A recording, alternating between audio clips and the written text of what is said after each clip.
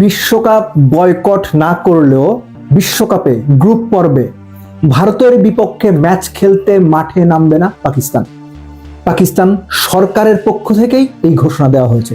অনেক বড় খবর, অনেক বড় খবর এই অর্থে, এই যে আইসিসির রেভিনিউ, সহজ কথায় টাকা পয়সা রোজগারের যে ব্যবস্থা বিশ্বকাপ থেকে, এই রোজগারের একটা বড় অংশ আসে ভারত পাকিস্তান ম্যাচ থেকে। টিকিট বিক্রি, স্পন্সরদের অনেক অনেক আগ্রহ, একই সঙ্গে টিভি রাইটস বা ব্রডকাস্ট রাইটস, অনেক হিসেব নিকেশ আছে।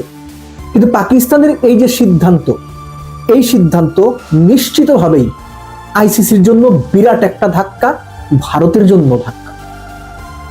একটা ব্যাপার খেয়াল করেন যে পাকিস্তান বিশ্বকাপ বয়কট করতে পারে, খেলবে না, বাংলাদেশের পাশে দাঁড়াবে, বাংলাদেশের সাপোর্ট দেবে। আমি শুরু থেকে এই কথাটা বলে আসছি যে পাকিস্তান নৈতিকভাবে বাংলাদেশের অবস্থানকে যদি সাপোর্ট দেয়, দ্যাট ইজ ফাইন, এটা যে কোনো দেশে দিতে পারে। কিন্তু পাকিস্তান বাংলাদেশের জন্য বিশ্বকাপ খেলবে না, এইটা আসলে হওয়ার সম্ভাবনা অলমোস্ট নাই, এবং এটা লজিক্যাল কোনো ভিত্তিও নাই। পাকিস্তান বিশ্বকাপ বয়কট করেনি, কিন্তু বিশ্বকাপ বয়কট না করা, একই সঙ্গে ভারতের বিপক্ষে ম্যাচ খেলতে না চাওয়া কিংবা ওই ম্যাচে মাঠে না নামতে চাওয়ার পাকিস্তান সরকারের যে সিদ্ধান্ত, এটা নিশ্চিতভাবেই ক্রিকেট বিশ্বের জন্য নতুন একটা বার্তা।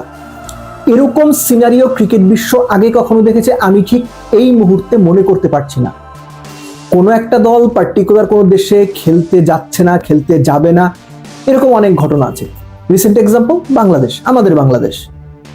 কিন্তু টুর্নামেন্টের বেশ খানিকটা সময় আগে, অন্তত 2 সপ্তাহ আগে, ম্যাচের 2 সপ্তাহ আগে, কোনো পার্টিকুলার অপোনেন্ট, ওই অপোনেন্টের বিপক্ষে আমরা ম্যাচ খেলতে নামবো না, এরকম ঘোষণা বিরল।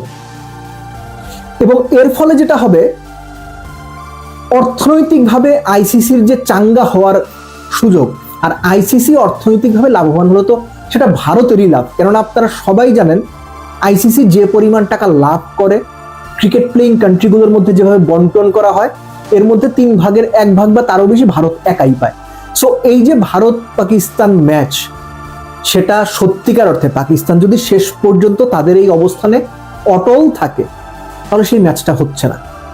যদি পরবর্তী রাউন্ডে পাকিস্তান যায়, ভারতও যদি যায়, তাহলে আরেকটা ভারত পাকিস্তান ম্যাচ হওয়ার কথা। সেই ক্ষেত্রে তখন কি হবে? তখনও ধরলাম পাকিস্তান বয়কট করে দিল, ফাইন, ভারত পাকিস্তান ফাইনাল হলো, তখনও কি ভারত পাকিস্তানের কোনো এক দল বয়কট করবে বা পাকিস্তান বয়কট করবে?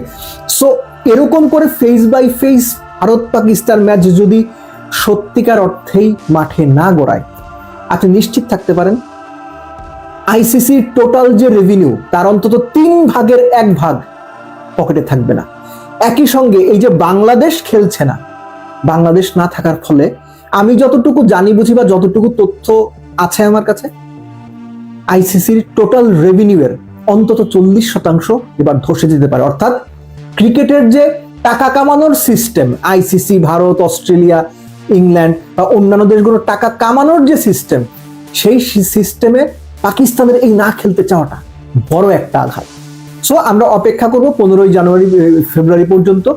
সেই সময় পর্যন্ত, সেই দিন পর্যন্ত পাকিস্তান যদি সত্যি সত্যি মাঠে না নামে, তখনই আসলে আমরা ধরে নেব বা বুঝতে পারবো না পাকিস্তান যা বলেছিল সেই কথা রেখেছে।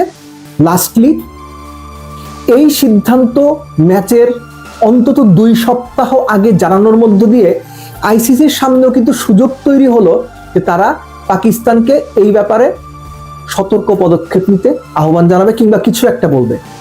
আমার কেন যেন মনে হচ্ছে